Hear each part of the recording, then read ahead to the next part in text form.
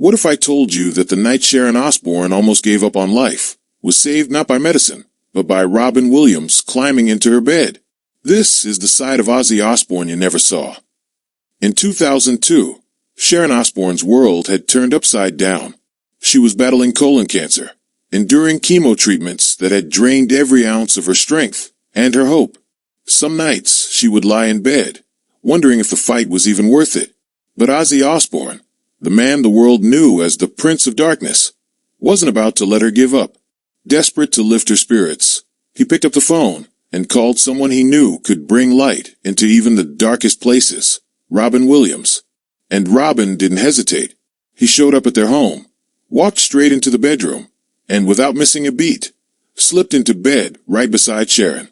No long speeches, no awkward small talk, just Robin being Robin, firing off a nonstop stream of jokes, impressions, and wild characters.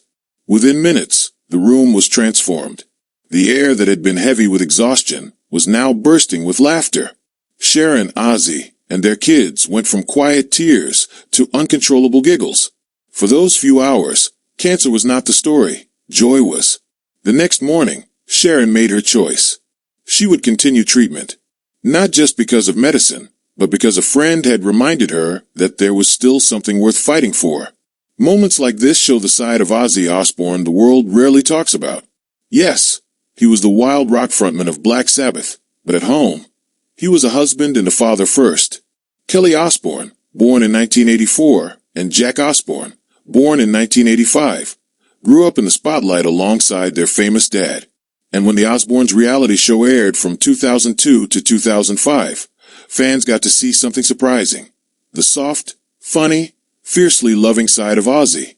Between the eyeliner and the heavy metal screams, there was a dad who cherished watching his kids grow, and a man who would do anything to keep his family close. That softer side stayed with him until his final days. On July 22nd, 2025, the world said goodbye to Ozzy Osbourne.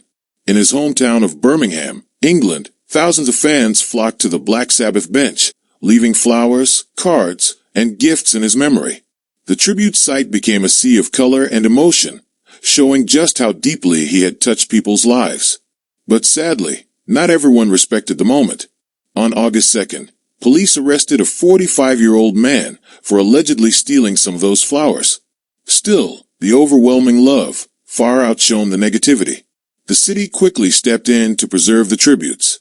Every single item was carefully collected and photographed, to be turned into a memorial book for Sharon and the children.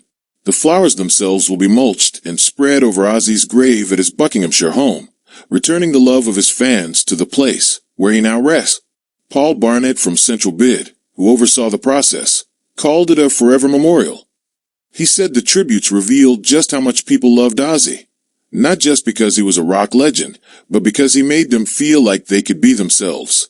And maybe that's Ozzy's true legacy. Not just the music that shook stadiums, but the moments of connection. The bed filled with laughter during Sharon's illness. The way he celebrated his children's successes. The fans who felt understood because he was unapologetically himself. Ozzy Osbourne may have been the Prince of Darkness on stage, but off stage, he was a man who knew the power of love, kindness, and laughter. So here's my question to you.